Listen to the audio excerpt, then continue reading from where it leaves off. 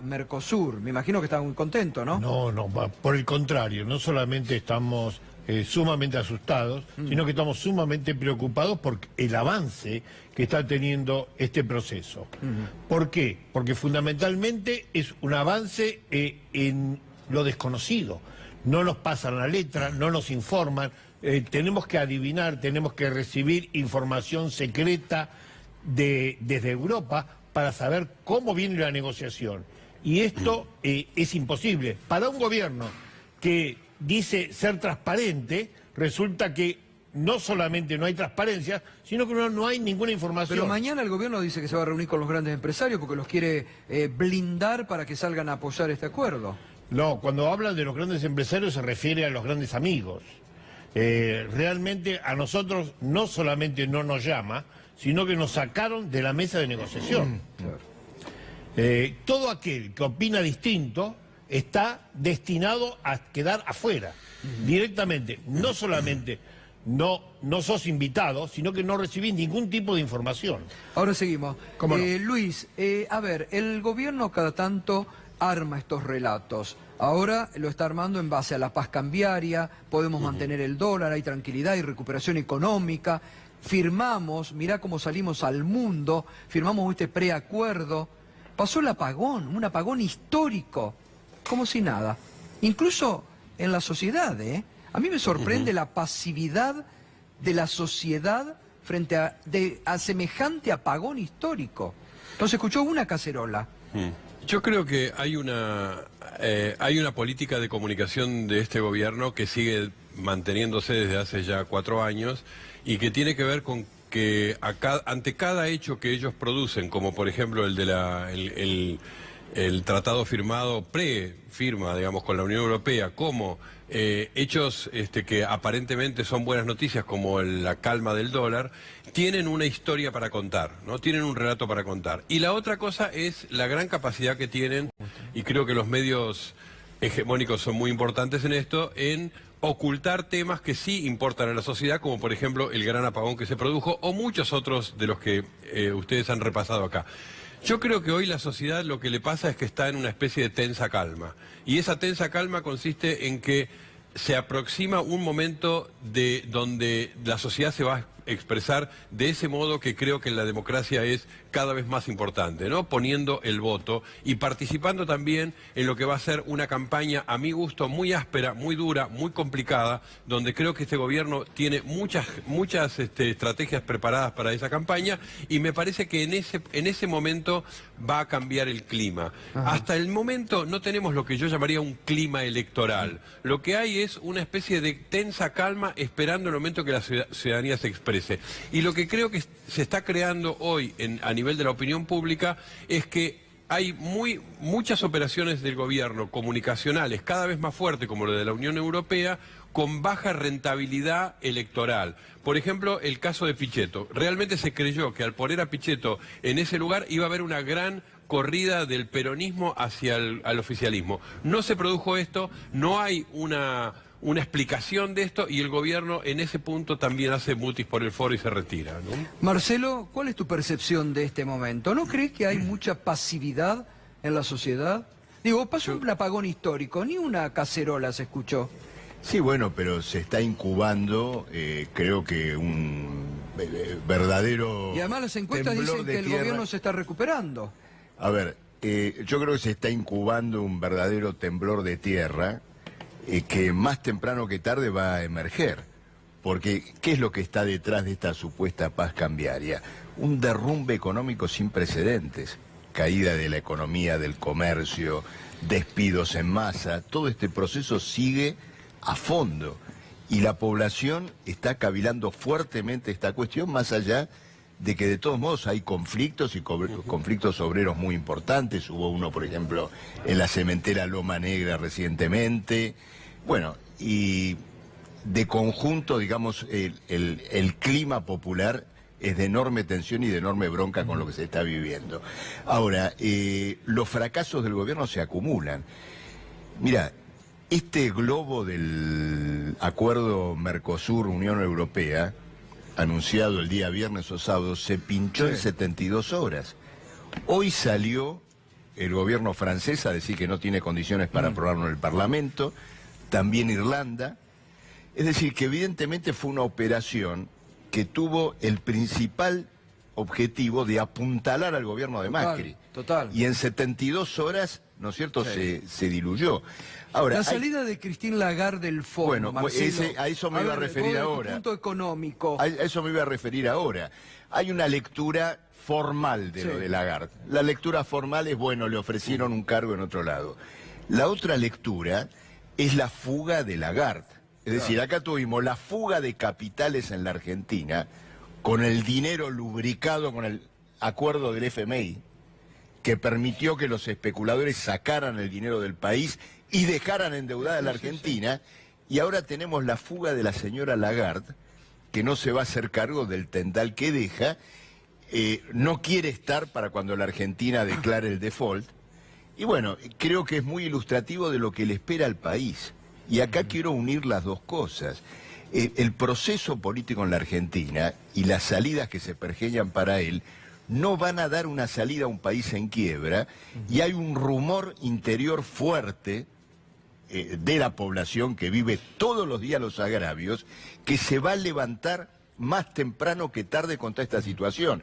Y como hombre de izquierda, creo que la izquierda tiene que apostar fuerte a una acción histórica, a una rebelión que se va a incubar contra todo lo que está ocurriendo. A ver, Raúl. Mirá, como pyme y como miembro de la comunidad de Moreno, una comunidad donde hay muchos trabajadores y fundamentalmente mucha necesidad, mucho hambre, vemos que la cosa no está tan tranquila como se percibe en la superficie.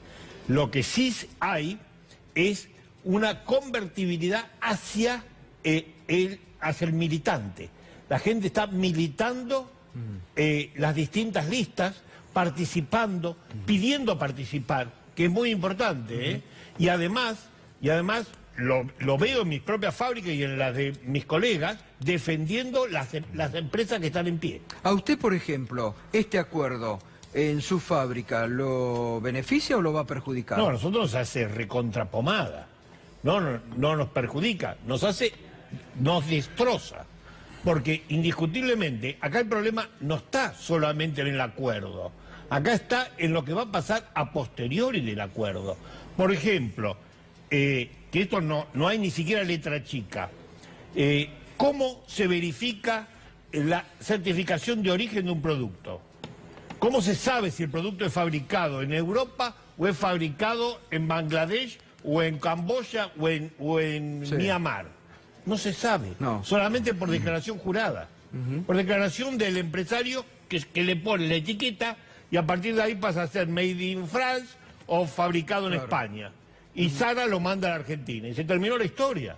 A ver, Luis. Hay algo, Gato, que tenemos que tener en cuenta, que lo que los grandes medios de comunicación cuentan como relato y respaldan el relato oficial, incluso lo que decimos acá en este canal, contrasta también con una sociedad de todos los días que no es posible ocultar lo que está pasando con la situación de la gente. Lo que dice Raúl del conocimiento que tiene del territorio en Moreno, por ejemplo, habla de que la gente sigue yendo al supermercado, la gente sigue viendo los despidos, la gente sigue viendo a los familiares o a ellos mismos quedándose sin trabajo, la gente sigue viendo cómo repercuten las medidas del gobierno en su bolsillo, y todo eso no tiene una expectativa de futuro. Creo que la gran promesa de Cambiemos en el 2015, esa promesa que decía vamos a mantener todo lo que hizo bien el kirchnerismo y vamos a hacer más, hoy la sociedad puede decir, pasaron 4 años, no solamente no se retuvo los derechos adquiridos, sino que además fue solo retroceso. Me parece que ese contraste con la situación real, cotidiana de los argentinos, me parece que eso no hay ningún relato, ninguna campaña comunicacional que lo pueda tapar. Ahora, ¿vos ves al gobierno con posibilidades de recuperar en el relato, que es lo mejor que saben hacer, en el marketing, en vender, o ya no tienen posibilidades de vender nada nuevo? Van a tener 2 productos para vender. Uno que no les ha ido tan mal, que es el odio. Creo que van a insistir mucho con el odio. En la campaña sucia, en las noticias falsas, en el odio. Creo que van a insistir mucho con eso, en que nos podemos volver Venezuela. Si uno, es muy cómico eso, porque si uno mira hoy todas las tablas de América Latina sobre desempeño económico, hoy parecemos Venezuela. Argentina es el primer escalón después de Venezuela. Claro. Este gobierno nos ha llevado a los trágicos números que vive hoy ese hermano país. Pero, sin embargo, van a azuzarnos con el miedo, etcétera. El otro gran elemento que van a tener es, me parece, una vez más, es el futuro, ¿no? Es por acá, dice el presidente, van a tratar de convencer a los argentinos que hay que pasar por este largo desierto para llegar a un buen lugar. Yo creo que ese contrato se les ha roto, esa creencia del segundo semestre, de los brotes verdes, fueron demasiadas mentiras, me parece, para sostenerlas hoy. Es así. Marcelo. No, a mí me parece, por supuesto, es muy interesante todo esto que está ocurriendo con la economía. Me acordaba de otro dato que es importante. Hoy, con toda esta crisis de las vacunas, apareció el ministro secretario de Salud señalando que en realidad efectivamente faltaron vacunas porque se pospuso la compra por el problema de la devaluación, por el problema del dólar. Ahora, fíjate lo siguiente. A las necesidades de vacunas se le retasearon dólares, pero cuando los especuladores fueron a comprar dólares para sacarlos del país en estos 9 meses, no le pospusieron la venta de dólares, los dólares estaban. Es decir, los dólares que no estaban para las vacunas estaban para financiar la fuga de capitales. ¿Podemos vivir con un régimen social así? Es indudable que no. Y entonces viene tu pregunta, Gustavo, que me parece tan interesante. Claro, pero fíjate, esto hay que decírselo. Esto de la calma, ¿no es cierto?, que aparece. Pues fíjate que en la historia argentina, en la historia de los años más o menos recientes, las grandes intervenciones populares, los grandes momentos de la historia donde el pueblo en la calle marcó un punto de inflexión, fueron precedidos por calmas chichas. Muchos se preguntaban, decían, ¿cómo puede ser que el pueblo no reaccione o reaccione alguno aisladamente y una lucha es derrotada, no puede ser? Esos periodos oscuros, grises desde el punto de vista de lo que ocurría con el movimiento popular, fueron sin embargo la calma que precedió a las grandes intervenciones populares. Así ocurrió antes del Cordobazo, así ocurrió antes de la gran crisis del 2001. Y Argentina está incubando una situación de este tipo, lo cual se ve, por un lado, en el ánimo popular, pero fundamentalmente en el cuadro sin salida que ofrece el gobierno. Que ofrece el gobierno y a nuestro juicio. ¿Vos ves hartazgo en la sociedad respecto al gobierno de Macri? Yo lo que veo, a ver, yo he seguido muy de cerca a algunos investigadores, colegas que hacen, más que encuestas de intención de voto, hacen focus group, o sea que hablan con la gente, diría yo. En esas conversaciones hay dos cosas que aparecen que son un cambio en el ámbito, en lo que diría el clima preelectoral. La primera es que nadie le concede a Macri esta mentira del futuro, ¿no? No se lo conceden.